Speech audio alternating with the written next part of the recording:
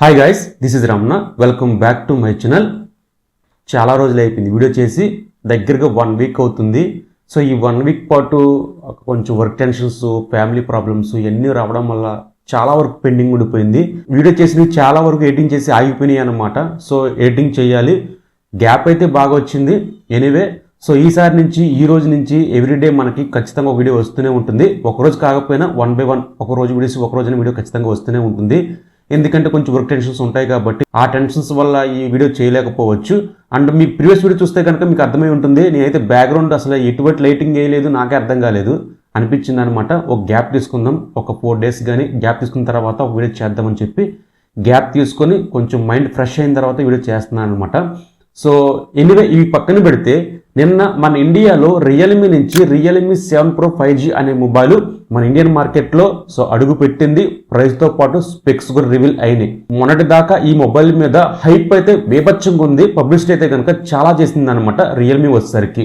But mobile price తెలిసిన తర్వాత చాలా మందికి ఫీజులు ఎగిరిపోయినాయి అనమాట. సో చాలా మంది టెక్ యూట్యూబర్స్కి చాలా మందికి ఈ మొబైల్ గురించి పాజిటివ్ చెప్పాలా నెగిటివ్ చెప్పాలా, ఈ ప్రైస్ చూసి చాలా మంది క్వశ్చన్ మార్క్ ఉండిపోయింది. ఈ మొబైల్ ఏంటి ఇలా తీసుకొచ్చారని చెప్పి ఎవరు ఎక్స్పెక్ట్ చేయలేదు.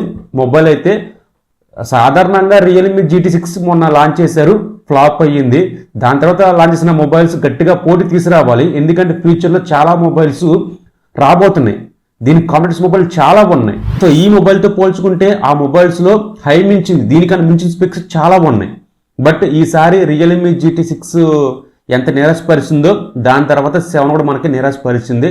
మన ఇండియాలోకి అంత ప్రైస్ తీసుకొచ్చారంటే కనుక ఆలోచించాల్సిందే. వీళ్ళు డేర్ మెచ్చుకోవాలి.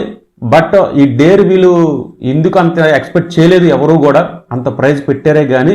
అసలు ఈ మొబైల్స్ ఎవరు కొనాలి ఎవరు కొనకూడదు ఏంటి దాని గురించి క్లారిటీగా మీతో మాట్లాడతాను.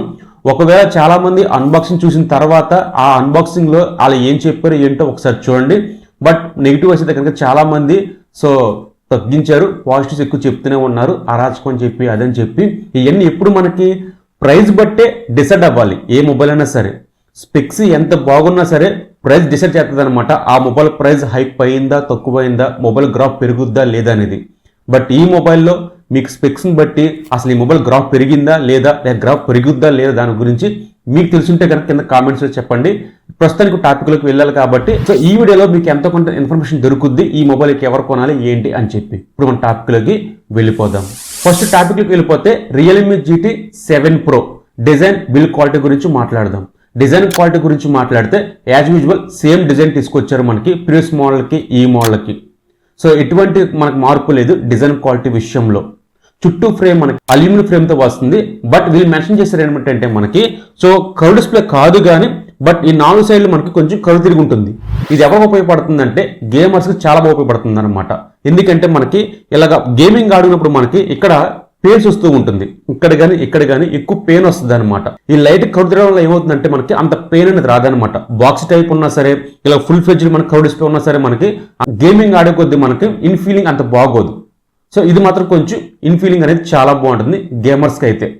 డిజైన్ క్వాలిటీ మనకి అంత లుకింగ్ కాదు కానీ ఓకే అనిపిస్తుంది డిజైన్ క్వాలిటీ. ఫ్రంట్ మనకి కార్నింగ్ గొరిల్లా 7i అనే ప్రొడక్షన్ మనకి ఇందులో ప్రొవైడ్ చేశారు. బట్ అంత ప్రొడక్షన్ ఏమి ఉండదు. స్క్రీన్ గార్డ్ వేసుకోండి, పౌచ్ వేసుకోండి, కింద పడితే మాత్రం బ్రేక్ ఖచ్చితంగా అవుతుంది అనమాట. Build quality design quality not bad, బాగానే ఉంది. ఇక నెక్స్ట్ మాట్లాడితే డిస్ప్లే క్వాలిటీ. దీంట్లో మేజర్గా హైప్ చేసింది డిస్ప్లే క్వాలిటీ అండ్ కొన్ని స్పెక్స్ ఉన్నాయి. బట్ అంత హైప్ చేసిన దాంట్లో చాలా డిసప్పాయింట్ చేసినట్లో ఇది ఒకటి ఉందన్నమాట. బేసిక్గా ఆ ప్రైస్ సెగ్మెంట్లో 2K ఎక్స్పెక్ట్ చేస్తూ ఉంటాం, అంతకుమించి ఎక్కువ ఎక్స్పెక్ట్ చేస్తూనే ఉంటాం మనం డిస్ప్లే క్వాలిటీ విషయంలో. బట్ వీళ్ళైతే మనకి అంత తీసుకురాలేదు. ఇది కేవలం మనకి 6.8 1.5 రెజల్యూషన్తో వస్తుంది. 10-bit ప్యాన్లో 1 రిఫ్రెష్ రేట్తో వస్తుంది, స్టీరియో స్పీకర్స్ ఉంటుంది, HDMI సపోర్ట్ చేస్తుంది, అన్నీ ఉంటాయి. బట్ డాల్బీ ఇందులో ప్రొవైడ్ చేయలేదు. ఇది చాలా మైనస్ అనమాట. 32 మొబైల్స్లో మనకి డాల్బీ ప్రొవైడ్ చేస్తున్నారు. బట్ వీళ్ళైతే డాల్బీ సపోర్ట్ చేస్తుంది, ఇయర్ ఫోన్స్లో మనకు సపోర్ట్ చేస్తుంది కానీ ఆడియోలో మనకు అంత సపోర్ట్ చేయదు డాల్బీ వచ్చేసరికి. డాల్బీ ఇచ్చుంటే ఈ మొబైల్స్లో హైలైట్గా ఉన్నాం. దాని తగ్గట్టే మనకి డిస్ప్లే క్వాలిటీ. ఇది LTP డిస్ప్లే అయినా సరే మనకి ఇది 2K డిస్ప్లే కాదు. 2K ఇచ్చుంటే కనుక ఈ డిస్ప్లేకి ఈ ప్రైస్ కొంచెం సాటిస్ఫాక్షన్ అవును. బట్ ఇది మాత్రం చాలా నిరాశపరిచింది డిస్ప్లే క్వాలిటీ విషయంలో. ఇక నెక్స్ట్ మాట్లాడితే ఇంకా హైప్ చేసింది ఏమని ఉందనుకుంటే ప్రాసెసర్. ఇది మనకి స్నాప్డ్రాగన్ 8 ఎలైట్ ప్రాసెసర్తో వస్తుంది. సో ఈ ప్రాసెసర్ అయితే కనుక బాగానే ఉంటుంది. ప్రైస్ కూడా మనకి ఈ ప్రాసెసర్ వల్ల ఇంక్రీజ్ అయ్యిందనమాట. సో సాధారణంగా స్పెక్స్కి అంత ప్రైస్ అవసరం లేదు, కానీ ఈ ప్రాసెసర్ని బట్టే మనకి కొంచెం హైప్ అయ్యింది. ఇది మంచి ప్రాసెసర్. మీకు దీని స్కోర్ చూసుకుంటే మనకి 2.7 కానీ 2.6 కానీ యాండ్ స్కోర్ చేసింది ఇది వచ్చేసరికి. సో స్కోర్ అయితే కనుక చాలా బాగుంది, ప్రాసెసర్ కూడా చాలా బాగుంది. ఇది LPDDR5X ర్యామ్తో వస్తుంది, UFS 4.0 సపోర్ట్ చేస్తుంది. ఇంకా ర్యామ్ గురించి మాట్లాడితే 2 వేరియంట్ తీసుకొచ్చారు. ఒకటి 12GB RAM 250GB internal, 16GB RAM 512GB internal.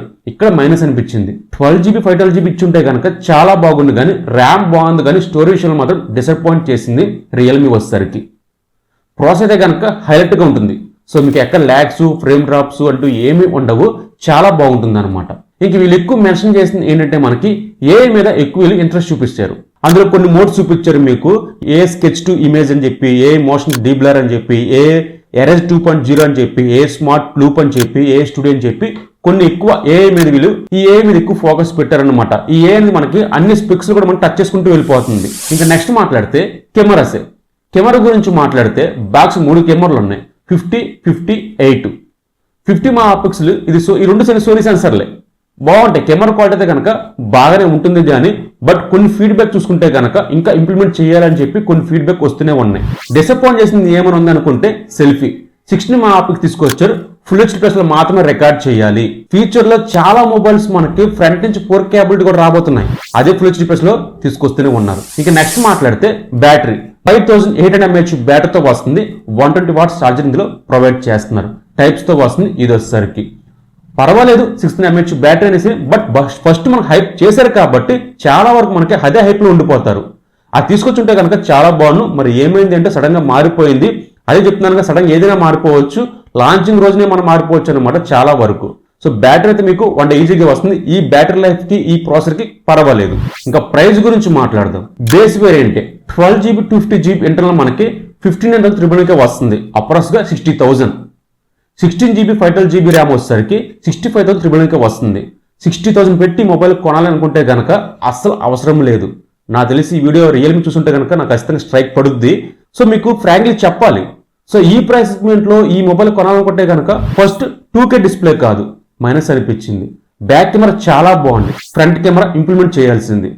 RAM బాగుంది, బట్ స్టోరేజ్ మాత్రం పెంచాల్సింది. ఎందుకంటే అంత ప్రైస్ పెట్టినప్పుడు మనకి అట్లీస్ట్ మనకు 512GB ర్యామ్ ఇచ్చుంటే కనుక చాలా బాగుంది. ఇంకా ప్రాసెసర్ హైలైట్గా ఉంటుంది. బ్యాటరీ ఫస్ట్ వీళ్ళు హైప్ చేశారు కదా, అదే మైండ్లో ఉండిపోతుంది. వీళ్ళు ఎంత తక్కువ తీసుకొచ్చినా ఎంత పెట్టినా సరే ఇంకా అది మైండ్లో ఉండిపోయింది కాబట్టి ఇది కొంచెం డిసప్పాయింట్ చేసినట్టే. దీంట్లో వైర్లెస్ ఛార్జ్ కానీ అంటూ మనకి ఇందులో ఏం ప్రొవైడ్ చేయరు. ఇంక కొత్తగా ఇంప్లిమెంట్ చేసింది ఏమైనా ఉందంటే IP68 and 69తో ఇది వస్తుందన్నమాట. వీళ్ళు ఎక్కువ హైలైట్ చేసింది కెమెరాలో మనకి డీప్గా వాటర్లోకి వెళ్ళినప్పుడు ఫోటో తీసినప్పుడు మనకి క్యాప్చర్ బాగా వస్తుందని చెప్పి వీళ్ళు మెన్షన్ చేశారు. బట్ కొన్ని ఫీడ్బ్యాక్ చూసుకుంటే అంత క్యాప్చర్ బాగోలేదు.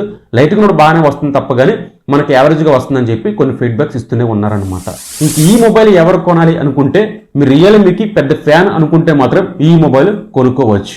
లేదు మీరు ఆ ప్రైస్ సెగ్మెంట్లో ఒక మంచి మొబైల్ కావాలనుకుంటే కనుక కొన్ని రోజులు వెయిట్ చేయండి. ఫ్యూచర్లో చాలా మొబైల్స్ మన ఇండియాలోకి లాంచ్ అవుతున్నాయి. ఇంక ఈ మొబైల్ గేమింగ్ కోసమే కావాలనుకుంటే కనుక తీసుకోవచ్చు. నాకు తెలిసి నెక్స్ట్ ఇయర్ ఇదే టయానికి మనకి బిగ్ బిలియన్ సేల్స్ ఫ్లిప్కార్ట్ వస్తుంది కదా, లేదా అమెజాన్లో వచ్చేసరికి ప్రైస్ ఖచ్చితంగా ఆఫర్ తగ్గిపోద్ది అనమాట. ఇప్పుడు 60 ఉంది కదా, ఫ్యూచర్లో మనకి మొబైల్ 30,000కి రావచ్చు, 35,000కి రావచ్చు. ఈ ప్రైస్ సెగ్మెంట్లో రావచ్చు 100%. ఎందుకంటే నాకు దీనికన్నా సేల్స్ ఉండవు. సేల్స్ ఎందుకు ఉండవు అనుకుంటే దీని స్పెక్స్ అలా ఉన్నాయి కాబట్టి. స్పెక్స్ బాగుంది, కొంచెం ప్రైస్ తగ్గించుంటే కానీ చాలా బాగుండు. కొన్ని రోజులు వెయిట్ చేయండి కొనాలి అనుకుంటే కనుక. ఒక 6 months కానీ ఒక 4 months కానీ వెయిట్ చేస్తే మొబైల్ ప్రైస్ డ్రాప్ అవ్వచ్చు. ఈరోజు టాపిక్ ఇదన్నమాట. మీకు నచ్చింది అనుకుంటున్నాను. బాయ్ బాయ్, జై హింద్.